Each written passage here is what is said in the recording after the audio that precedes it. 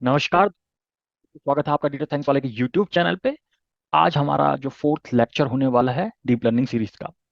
हमने इससे पहले लेक्चर में देखा कि हम सिंगल लेयर प्रेसिपिट्रॉन कैसे बनाते हैं। आज हम जानेंगे कि हम मल्टी लेयर प्रेसिपिट्रॉन कैसे बनाते हैं और कैसे हम जो हैंड डिजिट के लिए हमने न्यूरल नेटवर्क बनाया था उसकी एक्यूरेसी को और ज़्यादा बेहतर करेंगे। हम इसमें कुछ चीज़ें एडिशनल करने वाले हैं जो हमने सिंगल लेयर प्रेसिपिट्रॉन में नहीं की थी। तो यदि आपने मेरी अभी तक पुरानी वीडियो नहीं देखी है तो उसको जरूर देखिएगा, वरना हो सकता है कि आपको इनमें से कुछ चीजें समझ में ना आए। तो देखिएगा, यदि मैं यहाँ पे आपसे बात करूं कि मल्टी लेयर प्रेसेप्ट्रॉन क्या होता है, तो बेसिकली वो सिंगल लेयर प्रेसेप्ट्रॉन की तरह ही होता है। बट जो डेंस लेयर होती है और जो आउटपुट लेयर होती है उनके बीच में नंबर ऑफ हिडन लेयर्स हम अटैच कर देते हैं। यानी कि कुछ नंबर्स ऑफ न्यूरल नेटवर्क के और मल्टीपल डेंस लेयर हम अटैच करते हैं।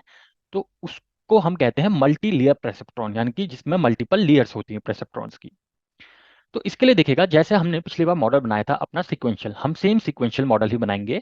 लेकिन हम इस बार एक और एडिशनल लेयर हम यहाँ पे ऐड कर रहे हैं। ठीक, यानी कि मल्टीपल एडिशनल लेयर ऐड करेंगे। इसको मैं डायग्रामेटिकली समझाता हूँ आपको। तो यदि मैं इसको ड्रॉ करूँ तो मान लीजिएगा ये हमारा इनपुट था, जहाँ पे हमारी जो इमेजेस थी, जो 784 पिक्सल की हमारी इमेज थी, ये इनपुट आ रहा था। उसके बाद ये सारे हमारे अटैच थे डेंस लेयर के साथ। ठीक, डेंस लेयर के साथ हमारे अटैच थे। तो हमारे पास अभी भी डेंस लेयर होंगी, लेकिन जो जैसे कि डेंस लेयर का हमने साइज लिया था 128 न्यूरॉन्स का। ठीक, अब हम कुछ एडिशनल लेयर्स और करेंगे इसमें अटैच। अब इसका हम साइज रेंडमली हम कुछ भी साइज दे सकते हैं। तो सपोज कि इसका साइज मैं 64 दे रहा हूँ। अब देखिए, ये जो नंबर होते हैं कि हमें इन न्यूरॉन्स की लेंथ, डेंस लेयर जो बीच में हिडन लेयर्स हैं, इनमें लेंथ कितनी रखनी है। देखिए, हमारा जो इनपुट है वो तो डिफाइंड है कि उसकी लेंथ कितनी होगी। जैसे हमारा इमेज यदि 28 क्रॉस 28 का था, तो हमें डिफाइंड है कि हमारी जो इनपुट लेयर्स के न्यूरॉन होगी वो उसका लेंथ इतना होगा 784। वहीं पे आउटपुट हमारा डिफाइंड है कि हमारा आउटपुट कितने हैं, क्योंकि हमारे पास टोटल डिजिट्स कितने होते हैं, 0 से लेकर 9 तक डिजिट हैं। यानी कि इसका जो आउटपुट में लेंथ होगा वो होगा 10। ये दोनों चीजें हमारे पास डिफाइंड है। लेकिन जो इन बिटवीन लेयर्स होती हैं, इनकी के लिए कोई पर्टिकुलर डेफिनेशन नहीं है कि कितनी इसकी लेंथ होने वाली है। तो ये रैंडमली चूज कर सकते हैं हम अपने हिसाब से कितना भी चूज कर सकते हैं। लेकिन अगर आप कोई भी अच्छा रिसर्च पेपर देखेंगे तो उनकी जो मोस्ट ऑफ द केसेस में वो थोड़ा सा पहले हाई नंबर ऑफ न्यूरॉन्स में जाते हैं। जैसे 784 को उन्होंने कन्वर्ट किया नेक्स्ट लेयर में 128 में, फिर वो 64 में कन्वर्ट करते हैं, फिर वो हो सकता है 32 में करें। तो इसका कोई लॉजिक नहीं है कि क्यों इसको कर रहे हैं। पर क्योंकि उन्होंने बहुत ज्यादा रिसर्च कर रखी है इसके ऊपर, तो वो एक डिफाइन कर देते हैं। वरना इसमें तो कितनी भी प्रोबेबिलिटी बन सकती है। आपने यहाँ पे मान लीजिएगा 128 की जगह आप यहाँ पे 1028 भी ले सकते हो, इतना न्यूरॉन का स्ट्रक्चर भी बना सकते हो। यहाँ पे 164 की जगह 164 ले लो। तो कुछ भी कर सकते हो आप इसके बीच में। जो हिडन लेयर्स होती हैं जो अटैच कर रहे हो आप, उसके बीच में कैसे भी डेंस लेयर आप अटैच कर सकते हो। तो यहाँ से हमें कॉन्सेप्ट समझ में आया कि हमारे जो हम number of hidden layer attach कर रहे हैं उसकी डायमेंशन किस प्रकार से हम ले रहे हैं। तो हम अब जो एक नई लेयर अटैच करने वाले हैं उसमें हम नंबर ऑफ हिडन लेयर्स में जो उसके न्यूरॉन्स का यूनिट है वो है 64, यानी कि हम 64 का ले रहे हैं। देखिए, हमारे पास इनपुट शेप है 784, और उस इनपुट से जो हमारा पहले इनपुट है 784, तो ये जो हमारे न्यूरॉन है, जो नेक्स्ट हमारा हिडन लेयर है, उसके लिए ये आउटपुट होगा। तो अब ये चाह रहा है कि इन सब का जो क्रक्स होगा, निचोड़ होगा, वो मेरे को इस ऐसे फॉर्म में देना कि उसमें नंबर ऑफ न्यूरॉन्स कितने हो जाएं 64। ठीक, तो वो हमने यहाँ डिफाइन कर दिया कि इसको कितना आउटपुट चाहिए, 64 का आउटपुट चाहिए। और इन बिटवीन जब भी हम अपना कोई एक्टिवेशन फंक्शन चूज करते हैं तो वो सिग्मॉइड नहीं यूज करते, हम कोई और फंक्शन यूज करते हैं। वो डिपेंड करता है कि हमारा डेटा किस तरह के का है। तो यहाँ पे हमने एक्टिवेशन फंक्शन रेलू यूज किया है। तो याद रखिएगा, जो हमारा लास्ट लेयर होती है, ये बहुत इंपॉर्टेंट क्वेश्चन हो जाता है इंटरव्यू प्रोस्पेक्ट से भी। जो हमारी लास्ट लेयर होती है, अगर हमारा मल्टी क्लास क्लासिफिकेशन है, जैसे कि हमारे पास दो से ज्यादा क्लासिफिकेशन है, जैसे हमारे इस केस में क्या है, हमें 0 से लेकर 9 तक के नंबर को रिकॉग्नाइज करना है, यानी कि हमारे पास क्लासेस कितनी आ रही है, 10 क्लासेस आ रही हैं। तो ये मल्टी क्लास क्लासिफिकेशन हो गया। तो उस केस में हम यूज करेंगे सॉफ्ट मैक्स लास्ट लेयर में। याद रखिएगा, हमेशा लास्ट लेयर में या तो सॉफ्ट मैक्स यूज होगा। सॉफ्ट मैक्स कब यूज होगा, मल्टी क्लास क्लासिफिकेशन के दौरान। और या फिर सिग्मॉइड यूज होगा। सिग्मॉइड यूज होगा बाइनरी क्लासिफिकेशन के दौरान, यानी कि जहां पे सिर्फ दो आउटकम है, जैसे कि ट्रू या फॉल्स, कैट या डॉग, यस या नो। ठीक है, तो ये होगा। अब हमने एक लेयर ऐसी अटैच कर दी। अब अगली बार हमने क्या किया, हमने एक और लेयर अटैच की जिसका हमने साइज फिर से रखा 64। क्योंकि ये हम हिडन लेयर अटैच कर रहे हैं तो हमें केवल इनपुट का साइज देना है, तो हमने अगले का भी साइज दे दिया, भैया हम एक और 64 की लेयर अटैच कर रहे हैं। देखिए पहला हमने डेंस लेयर बनाया जिसमें कि हमारे 64 यूनिट्स आए, ये वाले आए। ठीक, उसके बाद हमने एक और लेयर अटैच की। ठीक, उसको नाम दिया, अब यहाँ पे हम नाम भी दे सकते हैं। ठीक है, तो इसको डेंस लेयर 1 माना, या वैसे ये हिडन लेयर भी लिख सकते हो आप, इसको हिडन लेयर 1 कह देते हैं, फिर हिडन लेयर 2 कर देते हैं, और फिर लास्ट में हिडन लेयर 3 कर दिया हमने। ठीक, हिडन लेयर या फिर डेंस लेयर 3, इसको, ये हमारा आउटपुट लेयर है। ठीक है, जहाँ पे हमारे 10 डिफरेंट क्लासेस हैं। तो इस तरीके का हमारा न्यूरॉन स्ट्रक्चर हुआ जिसमें इनपुट का शेप है 784 कॉमन नन। फिर उसके बाद 64 का हमने एक न्यूरल नेटवर्क बनाया, फिर 64 का एक और बनाया, फिर लास्ट में जो हमारा आउटपुट आएगा वो आएगा हमारा 10 का। अब देखिएगा हमने जो कंपाइलर लिया है अपना सेम ले रखा है, एसजीडी हमने ऑप्टिमाइजर ले रखा है, लॉस के लिए हमने कैटेगोरिकल क्रॉस एंट्रोपी ले रखी है, और मैट्रिक्स हम एक्यूरेसी को इवेल्युएट कर रहे हैं। अब यदि मैं इसमें नंबर, देखिए हमारा डेटा सेम है जो हमने सिंगल लेयर प्रेसेप्ट्रॉन में यूज कर रखा, बैच साइज हमारा 128 है, इपॉक्स हमने 30 ले रखे हैं, वैलिडेशन स्प्लिट 20% है, और हमने कॉल बैक को टेंसर बोर्ड दे रखा है। देखिए इसमें मैं थोड़ा सा जो मैंने पिछली बार मिस कर दिया था वो समझाना चाहूंगा आपको। यहाँ पे देखिएगा, क्योंकि हमारा वैलिडेशन स्प्लिट, हमारे पास टोटल ट्रेनिंग के दौरान जो हमारे पास डेटा आ रहा है वो आ रहा है 60K का, यानी कि 60,000 का डेटा आ रहा है। इसमें से हम वैलिडेशन स्प्लिट के लिए 20% डेटा हटा देते हैं, यानी कि 48K हमारा फिर से टेस्टिंग के लिए जाएगा, और बाकी बचा हुआ 12K मेरा वैलिडेशन के लिए जाएगा। ठीक, तो ये हो गया हमारा डेटा। अब हमने यहाँ पे बैच साइज लिया 128 का, यानी कि एक बारी में 128 डेटा पॉइंट हमारे ट्रेनिंग के लिए जाएंगे। ठीक है, अब क्योंकि हम, यदि मैं 48,000 को डिवाइड करता हूं 128 से, ठीक, तो कितनी बारी में ये, कितने रन में ये पूरा डेटा जाएगा, तो वो आता है 375। 375 टाइम्स तक, 128 पहले जाएगा, फिर एक प्लस 128 चले जाएगा, 128 ऐसे करके 375 टाइम तक ये डेटा जाएगा, और एक पूरा इपॉक कंप्लीट होगा। ठीक, इपॉक तब कंप्लीट माना जाएगा जब ये पूरा 48,000 के सारा जो डेटा है ये पूरी चले गया है, उसको कहेंगे कि एक इपॉक कंप्लीट हो गया। ठीक, अब टोटल बैचेस हमारे बन गए 375, ये टोटल बैच हो गए, टोटल बैच, और ये हो गया हमारा बैच साइज।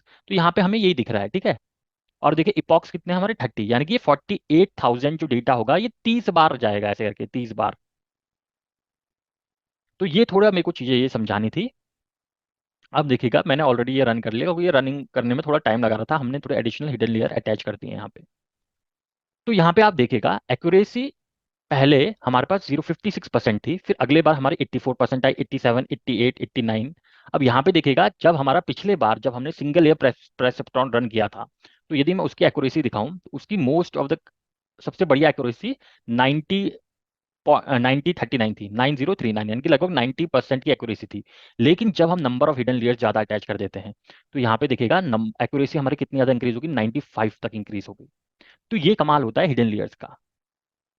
अब यदि मैं इसको सेम प्लॉट जैसे मैंने पिछली बार भी प्लॉट किया था, अगर मैं मॉडल की एक्यूरेसी और इसके बीच में प्लॉट निकालूं, तो मॉडल की एक्यूरेसी देखिएगा, एक्यूरेसी और इपॉक्स के बीच में, तो जैसे जैसे मैंने अपना इपॉक्स बनाया, ज्यादा कर रहा हूँ, इपॉक्स ज्यादा कर रहा हूँ, आप देखिएगा ट्रेनिंग और टेस्टिंग की एक्यूरेसी बढ़ रही है, और एक समय पे दोनों की एक्यूरेसी लगभग बराबर हो जा रही है, यानी कि ये सिचुएशन आ जाती है ओवरफिटिंग की।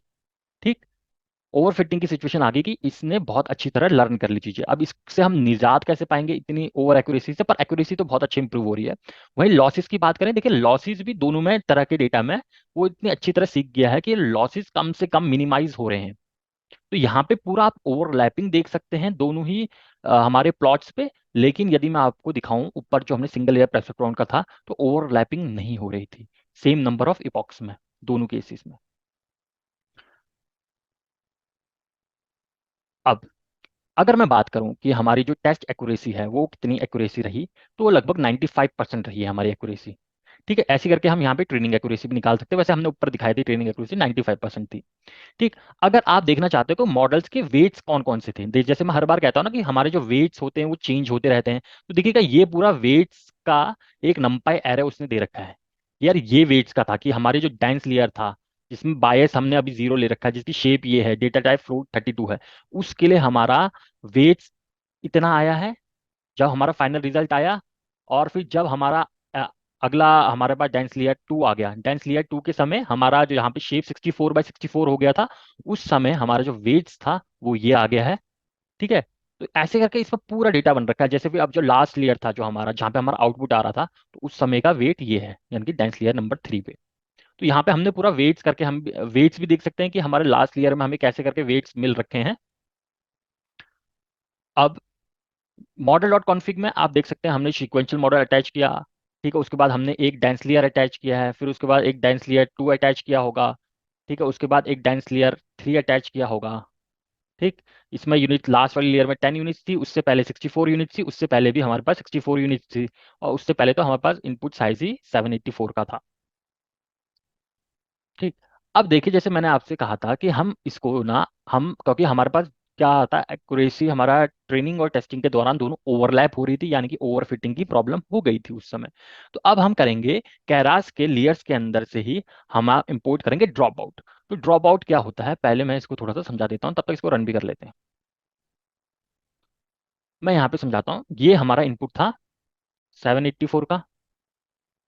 फिर उसके बाद हमारे पास अगला हमने डेंस लेयर अटैच की, जिसका साइज था 64। फिर एक और डेंस लेयर अटैच की, जिसका साइज था 64। फिर हमने एक आउटपुट लेयर अटैच की, जिसका साइज था 10, जिसका साइज था 10। मैं थोड़ा सा चेंज कर लेता हूँ कलर। साइज था 10।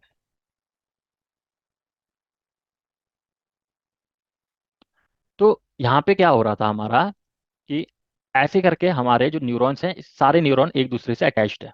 ठीक। क्योंकि ये सारे न्यूरॉन एक दूसरे से अटैच्ड हैं, और हम सारे न्यूरॉन के साथ एक दूसरे की ट्रेनिंग कर रहे हैं, तो काफ़ी ज़्यादा पॉसिबिलिटी ये होती है कि हम वेट्स के थ्रू हम अपने एरर को लर्न कर रहे हैं, सीख रहे हैं एरर के बारे में। हो सकता है कि हम एज अपनी लर्निंग के दौरान एरर को भी एज अ पैरामीटर कंसीडर कर लें। ठीक। तो इसकी वजह से, क्योंकि इसमें लर्निंग पूरी 100% ना हो, हम क्या करते हैं, हम एक बैरिकेड बीच में लगा देते हैं, इसके बीच में एक बैरिकेड लगा देते हैं। ठीक। कि यहाँ से जो डेटा आ रहा है, यहाँ से जो फ्लो ऑफ इंफॉर्मेशन है, इसको as a fill in the blank समझिए। ठीक। जैसे कि मैंने कहा, डेटा साइंस वाला टीचेस अबाउट डैश। ठीक। तो हम इसमें कुछ इंफॉर्मेशन को हाइड कर देते हैं, ड्रॉप कर देते हैं कोई इंफॉर्मेशन को, ताकि जब हमारे वेट्स अपडेट हो रहे होंगे, तो वो खुद से लर्न कर पाए कि डेटा साइंस वाला teaches about data science and related stuff. तो इस तरह से इंफॉर्मेशन फिल हो जाएगी। अब इसके लिए जब भी यहाँ से न्यूरॉन से कुछ इंफॉर्मेशन आ रही है, तो हम कुछ कुछ न्यूरॉन्स की इंफॉर्मेशन को ड्रॉप कर देंगे, उसको कहते हैं हम ड्रॉप आउट। ठीक है। तो मान लीजिएगा, अगर मैं कहूँ कि मैं अपना 20 ड्रॉप आउट लेना चाहता हूँ, 0.2 लेना चाहता हूँ, यानी कि मैं यहाँ से जो इन्फॉर्मेशन आगे को ट्रैवल कर रही है, उसमें से मैं चाहता हूँ कि 20% मेरी जो इन्फॉर्मेशन है ड्रॉप आउट हो जाए। फिर यहाँ से जो इन्फॉर्मेशन आगे को ट्रैवल हो रही है, यहाँ से मैं चाहता हूँ कि 10% रैंडमली, ऐसा कोई नहीं होगा कि इस न्यूरॉन की इन्फॉर्मेशन नहीं जाएगी, रैंडमली कोई भी इन्फॉर्मेशन हम ड्रॉप आउट कर दें। फिर यहाँ से जो इन्फॉर्मेशन जा रही है, उसमें से मैं चाहूंगा 30% इन्फॉर्मेशन हमारी ड्रॉप आउट हो जाए। तो ये कॉन्सेप्ट होता है हमारा ड्रॉप आउट। जब हम ओवर फिटिंग से निजात पाना चाहते हैं, तो हम ड्रॉप आउट का यूज करते हैं। अगर कोडिंग के पार्ट में जाएं, तो देखिएगा, हमने जब भी हम, क्योंकि हमारा सीक्वेंशियल मॉडल है, एक के बाद हम एक एक्टिविटी कर रहे हैं। हमने डेंस लेयर अटैच की, सबसे पहले हमारा इनपुट साइज ये आया। उसके बाद हमने देखिएगा, इस लेयर के ऊपर, अगर मैं फिर से एक बार ड्रॉप करके दिखाऊं, हमने इनपुट लेयर, ये मेरी इनपुट लेयर है, इनपुट लेयर। उसके बाद मैंने ड्रॉप आउट कर दिया। ठीक है। ये ड्रॉप आउट ऐसे करके मान लीजिएगा, ये जितनी भी इंफॉर्मेशन है, मान लीजिएगा 100% यहाँ से जो इन्फॉर्मेशन है, अगर मैंने ड्रॉप आउट 0.3 लिया है, तो ये आगे केवल 70% ही इन्फॉर्मेशन पहुंचाएगा। 7 बाकी जो 30% न्यूरॉन का डेटा है, वो ड्रॉप कर देगा। ठीक। उसके बाद हमने क्या किया, जब हम आगे की तरफ बढ़े, तो हमारी दूसरी डेंस लेयर स्टार्ट हुई, जो इसको हम हिडन लेयर भी कह रहे हैं। ठीक। अब यहाँ इसके पास इस लेयर की केवल 70% इंफॉर्मेशन पहुंची है, और उसके बाद जो इसका आउटपुट होगा, ठीक है, उससे भी हम 30% इंफॉर्मेशन ड्रॉप कर दे रहे हैं, फिर से हम 30% इंफॉर्मेशन ड्रॉप कर रहे हैं। तो जो हमारा लास्ट लेयर होगा, जो हमारा आउटपुट लेयर है, उसको जो इसका इनपुट मिलेगा वो भी पिछली जो हिडन लेयर है उसका 70% इंफॉर्मेशन ही उस लेयर को मिल रहा है। तो हमारा आउटपुट लेयर है, तो इसको आउटपुट लेयर कहता हूं मैं। तो उसके पास केवल 70% इंफॉर्मेशन ही पहुंचेगी। तो इस केस में हम क्या करते हैं कि ऐसे करके हम ओवरफिटिंग को से बचते हैं। हमने यहाँ पे आप देख सकते हैं कि हमने ऐड किया डेंस लेयर की सारी जितनी भी हमें चीज़ें चाहिए थी वो दे दी। उसके बाद हमने एक ड्रॉप आउट लेयर अटैच किया, फिर हमने ऐड, तो हम क्योंकि हमारा जो मॉडल है ना सीक्वेंशियल है, तो ऐसी एक के बाद एक चीज़ें ऐसे ही अटैच होंगी जैसे आप कोडिंग में लिखेंगे। ठीक, अगर आप ड्रॉप आउट के बाद एक और ड्रॉप आउट दे दें तो double drop out layer attach कर देगा उसमें। ठीक, तो जैसे हम कोडिंग में लिख रहे हैं वैसे ही करके हमारी इंफॉर्मेशन भी, न्यूरल नेटवर्क भी बिल्ड हो रहा है। हमने डेंस लेयर बनाई, डेंस के बाद एक ड्रॉप आउट दिया, फिर उसके बाद दूसरी डेंस लेयर बनाई, उसके बाद एक ड्रॉप आउट दिया, फिर हमने आउटपुट लेयर बना दी, और हमें आउटपुट मिल जाएगा यहाँ पे। अब देखते हैं कि इससे कुछ हमारा भला हुआ या नहीं। तो हमने कंपाइलर हम सेम यूज कर रहे हैं जैसे हमने ऊपर वाले कोड में यूज किया है। अब हम रन कर देते हैं एक बार कि हमारे जो अपॉक्स हैं, बैक साइड सब कुछ हमने सेम ले रखा है जैसे हमने ऊपर लिया था।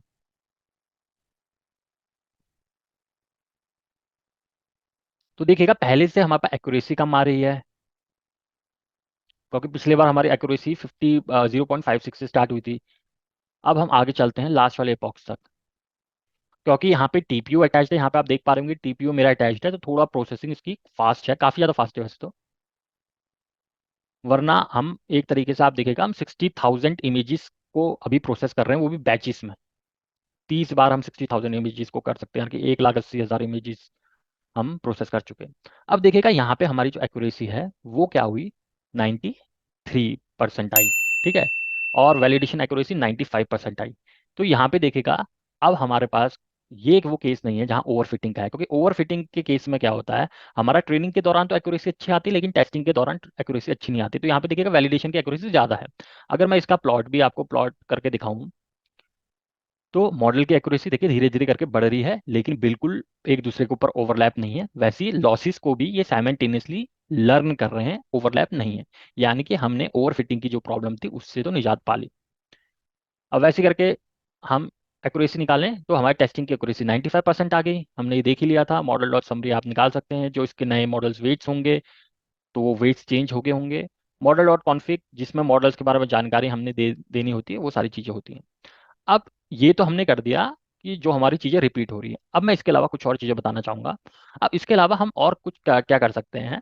हम यहाँ पे जो हमारा ऑप्टिमाइज़र है ना, हम सारी चीज़ें सेम रखेंगे जैसे हमने ड्रॉप आउट लेयर में किया था ऊपर, वो सारी चीज़ें सेम रखेंगे। ठीक, लेकिन ऑप्टिमाइज़र जैसे हमने एसजीडी हम ऑप्टिमाइज़र यूज़ कर रहे थे, तो अब हम एडम ऑप्टिमाइज़र यूज़ करेंगे। ठीक है, तो ऑप्टिमाइज़र भी बहुत तरीके के होते हैं।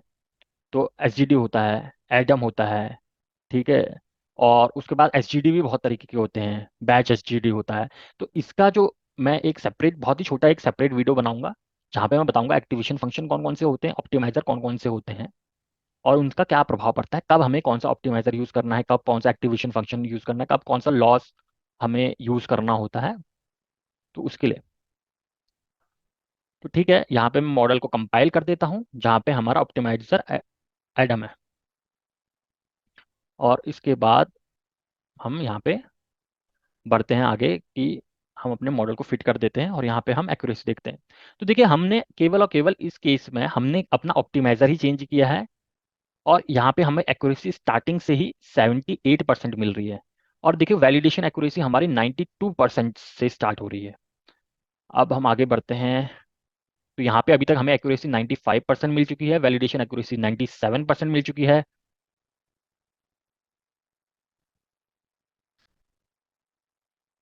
अब हमने जो लास्ट वाला हमारा इपॉक है वो हमारा रन हो चुका है, जहाँ पे हमें एक्यूरेसी 96% ऑलरेडी मिल चुकी है, वैलिडेशन एक्यूरेसी 97.28 मिल गई है। अब मैं इसका, जैसे पहले प्लॉट कर रहे थे वैसे इसका प्लॉटिंग भी कर देते हैं।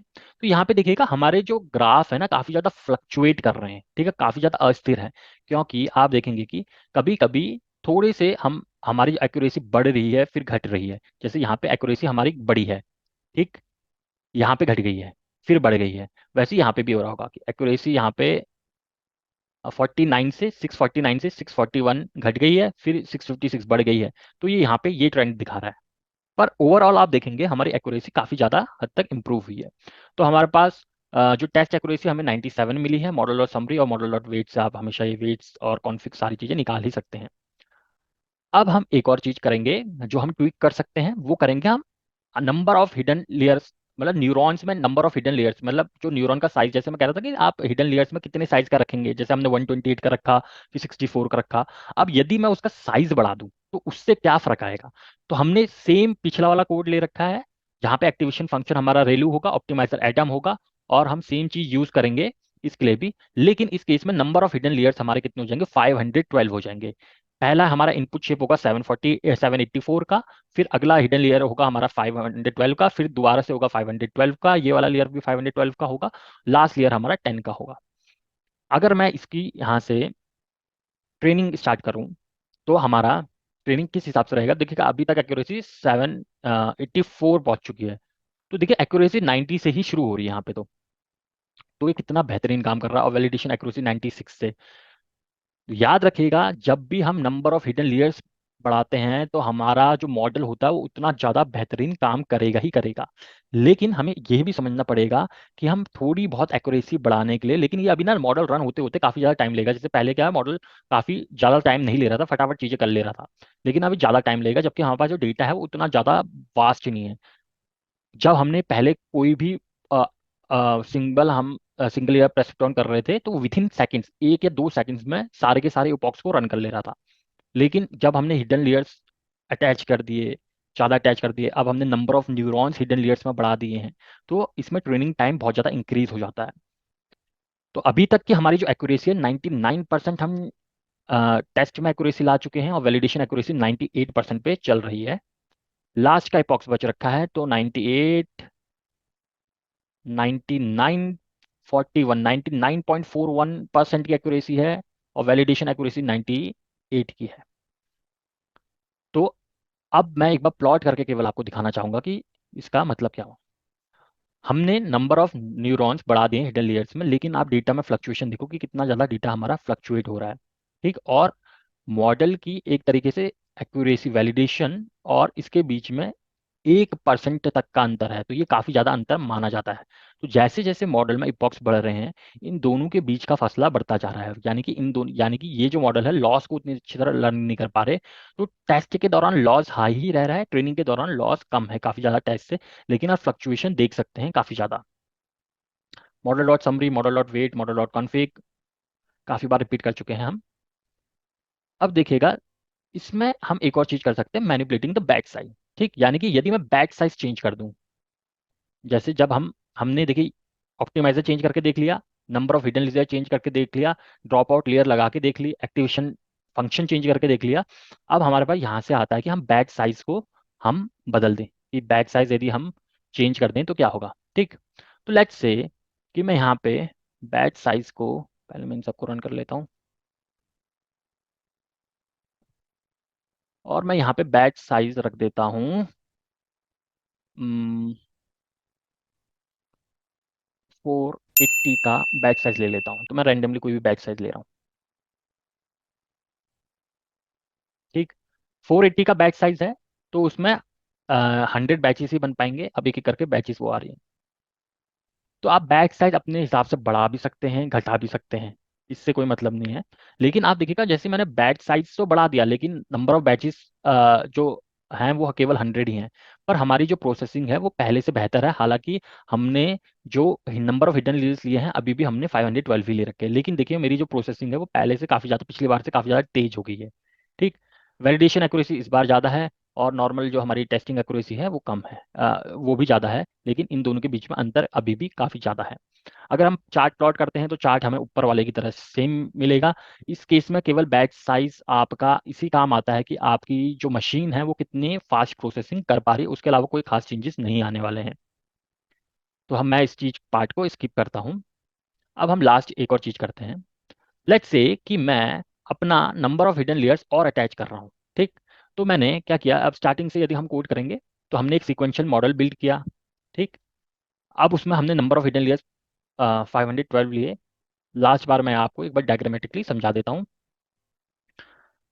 हमारे पास इनपुट इमेज है जिसका 784 साइज है। उसके बाद हम क्या कर रहे हैं, तो ये हमारा यहाँ पे अटैच हो गया सबसे पहले, क्योंकि सीक्वेंशियल मॉडल है तो सबसे पहले लेयर ये आ गई। उसके बाद हम ड्रॉप आउट में हमारा 30% डेटा, 0.3% डेटा, यानी कि 30.3 मतलब 30% डेटा हमारा ड्रॉप आउट हो जाएगा, ठीक है, गिर जाएगा यहाँ से। उसके बाद हमारे पास एक डेंस लेयर अटैच करते हैं, ठीक है, यहाँ पे आप कुछ भी नाम दे सकते हो। हमने वो डेंस लेयर अटैच की जिसका हमने साइज दे रखा है 512 न्यूरॉन का, तो हमने ये भी अटैच कर दिया। उसके बाद मेरे को फिर से एक ड्रॉप आउट लेयर अटैच करनी है जिससे 30% डेटा मेरा जो पास होने वाला था वो ड्रॉप हो जाएगा। अब मैं फिर से आगे बढ़ता हूँ, तो ये भी कर दिया मैंने, ये भी कर दिया। अब मेरे को फिर से एक डेंस लेयर अटैच करनी है 512 की, फिर मैं फिर से ड्रॉप आउट कर रहा हूँ, फिर से ड्रॉप आउट हो रहा है, और फिर लास्ट में हमारे पास आ रहा है अपना आउटपुट, ठीक है। तो ये हमारे आउटपुट लेयर है जिसका साइज है 10। तो हम यदि और भी ज़्यादा हम लेयर्स अटैच करते हैं तो उससे क्या कोई फ़र्क पड़ेगा या नहीं पड़ेगा, ये हम चेक करते हैं। जब भी कोई मॉडल बिल्ड होता है तो उसके ऊपर साइंटिस्ट की, जैसे आप ट्रांसफर लर्निंग के दौरान आप देखते होंगे कि हम कुछ ट्रांसफर लर्निंग के दौरान हम कुछ किसी और साइंटिस्ट के द्वारा दिया गया मॉडल यूज़ करते हैं, क्योंकि उनका बहुत ज़्यादा ये ट्रायल एंड एरर वाला फॉर्मूला है कि आप ट्राई करते रहो और उन चीज़ों से सीखते रहो। तो ये एक समीकरण में पहुंचते हैं कि यदि हम मैं इतने नंबर ऑफ हिडन लेयर रखूँ, ड्रॉप आउट में इतना परसेंट रखूँ, और मैं एक्टिवेशन फंक्शन इस तरीके का रखूँ, ऑप्टिमाइजर इस तरीके का रखूँ, तो हमारा जो डेटा होगा, हमारा जो स्ट्रक्चर होगा, वो सबसे बेस्ट रिजल्ट देगा। जैसे कि आपने सुना होगा VGG16, ठीक है, एलेक्स नेट, ठीक है। तो ये कुछ ट्रांसफर लर्निंग के मॉडल है जहाँ पे हम केवल वेट्स और आर्किटेक्चर यूज करते हैं दूसरे मॉडल्स का, लेकिन हमें जो रिजल्ट मिलते हैं बहुत ज़्यादा अच्छे मिलते हैं। तो हम यहाँ पे देख सकते हैं कि हमारी जो एक्यूरेसी है 90 से स्टार्ट हो रही है, वैलिडेशन एक्यूरेसी 96 से हमारी स्टार्ट हो रही है। हमने यहाँ पे बैच साइज 128 ही ले रखा है, तो थोड़ा सा समय लग रहा है। और थोड़ा सा मैं एक और चीज़ बताना चाहूँगा, जो ये सारी चीज़ें होती है ना, हमारे मॉडल कॉन्फ़िग वगैरह, ये सारी चीज़ें हमें अगर केवल इतना ही पता हो किसी मॉडल के बारे में, तो हम उस मॉडल का पूरी तरह से रेप्लिका बना सकते हैं। तो हम जब ट्रांसफर लर्निंग यूज़ करते हैं, केवल हमें मॉडल डॉट कॉन्फ़िग ही चाहिए, और दूसरा हमें चाहिए वेट्स, कि वेट्स कौन कौन कैसे कैसे यूज़ हो रहे हैं आपके लास्ट लेयर में। जैसे ये जो वेट्स का मैं दिखा रहा था आपको, तो वेट्स कैसे कैसे यूज़ हो रहे हैं आपके।